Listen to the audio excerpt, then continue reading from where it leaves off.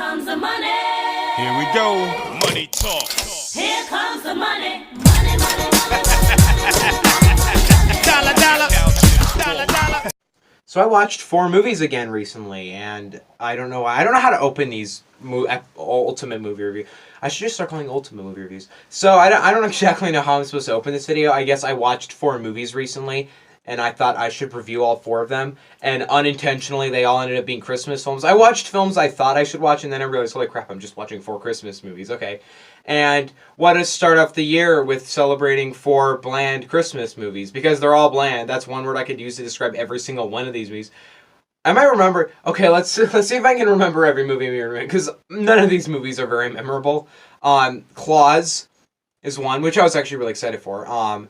And I would have reviewed it on my own if I would have done its own review if I'd seen it earlier, but I watched it a bit late. The Night Before Christmas. Don't ask why I watched that. Let It Snow. And Disney's Noelle. So here we go. Let's start with Klaus. I went into Klaus with really high expectations. I didn't even see I didn't see anything from promotion for this movie at all. I know nothing about it. I just saw screenshots from it and like little things on like GIFs on Instagram, and I was like, or on Twitter, and I was like, this movie is a 2D animated film in modern day. Like we see those sometimes, but they're never like this. Like this movie's style looks like Disney films. And easily the strongest part about this, far and away the strongest part about this movie is the animation. It reminded me so much of 90s Disney films, specifically The Emperor's New Groove. The style animation is very similar to that movie. The humor is very similar. The voice acting is all really good. On a production standpoint, I really enjoyed this movie. I think it's pretty great on that standpoint. I think there's a lot that works about this movie. It's easily the best in this video, but honestly, I completely forgot about the movie the minute I ended it, because it sucks when you see a movie like this because it has such great animation, and I'm so happy that a studio thought that let's make a 2D movie, which never happens nowadays. But for some reason, they just didn't decide on a very interesting script. It's not a boring movie. I wasn't bored while watching it. I just thought when I was watching it, well, this is what's going to happen. I predicted the entire movie, and in perfect glance, I forgot about it the second I turned it off because it's just a kids movie. It's just a Christmas kids movie.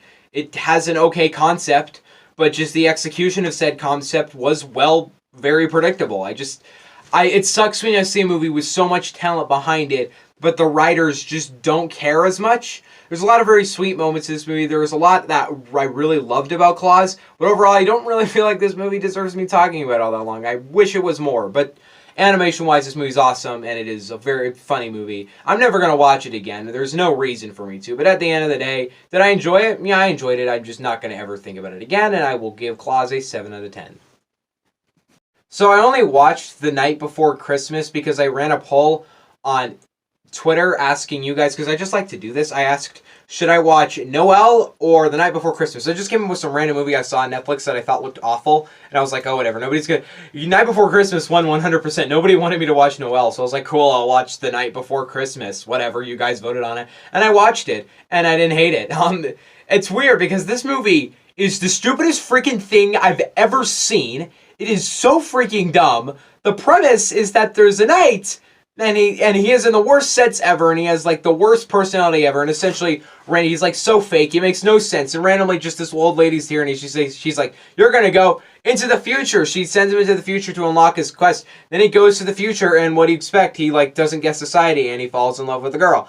And the movie makes absolutely no damn sense, and it is completely stupid and ignorant in every turn. So generally speaking, is this movie bad? Hell yes, this movie's really freaking bad. It's like not good at all, but at the end of the day, I watched the film, and at the end I thought, okay, like it's fine. That's the way I'd see it. It's like, I genuinely kind of enjoyed things that this movie did. It's stupid, and I could easily see somebody hating this movie, but I just enjoyed it. I just never felt bored watching it. I don't know why. It's just like, I guess the characters were actually well written enough. The main actress character was surprisingly really likable, and I surprisingly cared for her. I liked the Knight character. He was enjoyable. I liked all the characters. Like, even if there's some horrible child actors, there's some strong characters. There's some strong things like that. The acting is all pretty solid. I thought the acting would suck. It's all pretty solid. The film isn't really that cringy either. Like, it's not nearly as cringy as the title. It's like this film's title is one of the worst I've seen all year. Maybe the worst.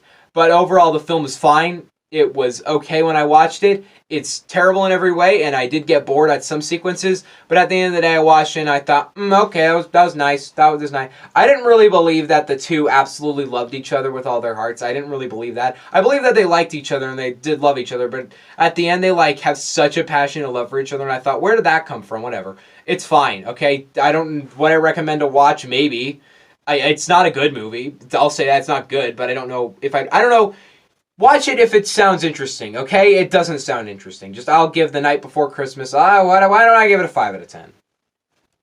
So I ran a poll again, which was Let It Snow versus Noelle. I didn't know who to win. Let It Snow won because everybody likes this movie a lot more than Noelle. And I watched it, and yeah, Let It Snow's not bad. Okay, well, this is a film kind of similar to The Night Before Christmas, where I was just like, it's bad. It's like the script of... This movie has this philosophy of literally trying to do everything. There's so freaking much going on in this movie. It's not simple. It's not a simple movie, weirdly. There are like 8 different main characters. There's not a main character in this movie. It's just all these characters. And they're all in like this relationship status, and they're all high schoolers. And you're like, oh, you've seen the whole thing before. You know who's going to end up with who. And the relationships actually make no sense because they're so horribly developed. Because they are just... Like the way they want to make this character have an arc, and the arc actually makes no sense. Like, there's a character, this is not really a spoiler, there's a character who, like, is friends with this girl of his life, and there's this other guy that comes in who the girl kind of likes, and he's like, oh man, I didn't get her, and he, like, kind of flips out at her, and then randomly at the end they end up together, and I was like, where did the other guy go? Why does the girl like him? But whatever, that happened. There's some relationships in this movie that just really don't make any sense, and overall the film's just trying way too freaking hard to please everybody. He just wants to do everything. And overall, even though I'm complaining the crap out of this movie, I freaking enjoyed it. I wasn't bored for 1 second. I actually never checked the time of this movie. I never thought, how much time is left? I never, ever paused the movie. I was actually surprisingly engaged. Because once again, kind of like The Night Before Christmas, the characters in this movie are actually really strong. Like, they're really entertaining characters. They're very likable. They are actually believable teenagers. That never happens, but like, they're believable teenagers. I actually enjoyed watching them. I cared for the characters. I wanted the guy to get with the girl. I wanted the characters to win at the end. I wasn't bored at all. I could see somebody watching this movie thinking, oh, it has way too much going on. It's trying to please too many people. It's predictable. But at the end of that, I watched film and I thought, is there really anything to get mad at? I mean, the guy who plays Miles Morales is in it, so he's cool. And it has a bunch of different plots. They're not the same plot. Thank God. It's not just like 5 different romance plots. Like 5 different plots that all, in a way, are related to romance, but they're all nice and different, and they're all different premises. And there's one character in this movie, one main character I hate, and I don't know why we were supposed to like her. I guess at the end she kind of has an arc. But overall, yeah, it's a good movie. I enjoyed it. It's bad, but like, the script isn't very good, but just why get offended by it? I enjoyed it, never paused it. The characters are likable, and the acting is good. So hey, and had believable teenagers. So I shall give Let It Snow a 6 out of 10. Alright, y'all, reign of positive is done, because we gotta review Noelle now! Frick yeah, Disney Plus! Disney Plus, this movie freaking sucks! I hated it. I didn't expect this movie to be... I didn't really have any expectations. I watched it just thinking, oh, whatever, it's on Disney Plus, I'll watch it. And I was so unbelievably bored watching this movie. It is I just hated so much about this movie that I don't even really want to review. My review on Letterbox is I literally just took my phone out and went on it for the last half because this movie is just an epic waste of time. It's like the definition of a waste of time. I hated Anna Kendrick in this movie. I don't know why. She's never been an actress I've hated, but I just hated her personality. She was so unfunny, and her character was just... I don't know why, I just hated her. She was just so annoying. And yeah, this movie's a comedy. It is so not... It's not funny. Why is this movie... Is this supposed to be funny? Because it's not at all funny. It's kind of the opposite, actually. It's like the most bland sense of humor. It's pretty predictable at the same time. The script is a jumbled mess. It goes everywhere. It's boring. It's just, there's something about this. This movie just, it like rubbing me in the total wrong way. I just hated everything it did. And I don't even want to talk about it anymore. This movie sucks. Don't watch Noelle. It's total trash. And I'm going to give Noelle a 2 out of 10. I hate Disney movies. I don't like Disney very much. That was it. That was everything. I got a couple more reviews coming to you this weekend. I will review The Aeronauts, that new movie on Amazon Prime that I'm probably going to forget after I watch it, but I'll watch it. Maybe I'll enjoy it. I'm going to review the Playmobil movie. I didn't know what else to watch this weekend. And Dark Waters, well, it's playing near me, but I've read some reviews and I thought, well, it's probably going to be like an 8 out of 10. And there's really no reason for me to go watch it besides maybe to enjoy it. So I'm like, maybe the Playmobil movie will be the worst thing I've ever seen. I've been hyping it up as awful for months, so I will watch that tomorrow. And it's playing near me at a cheap theater, so I'll do that.